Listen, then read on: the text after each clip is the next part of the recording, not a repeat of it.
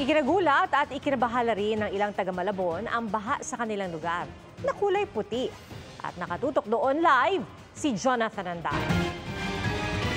Jonathan?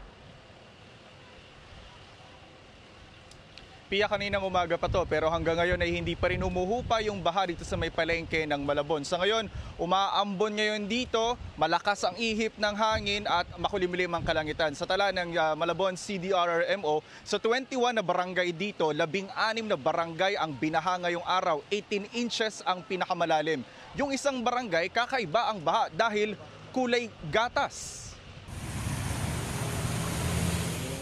Nagulat ang mga taga San Agustin, Malabon dahil puti ang baha sa kanilang lugar. Nakunan pa ng CCTV ang unti-unting pagbabago ng kulay ng baha mag-aalas 9 kaninang umaga. Para pong may glutan, wala na pong maitim sa Malabon.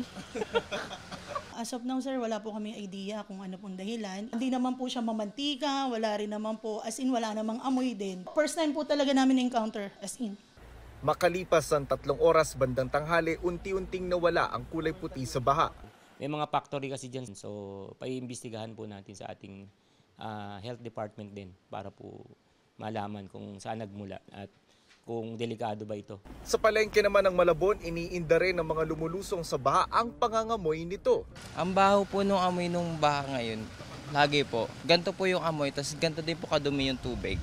Nagkalat din ang mga basura, dahilan kaya raw tumirik ang tricycle na ito. Kumalasing ka din na.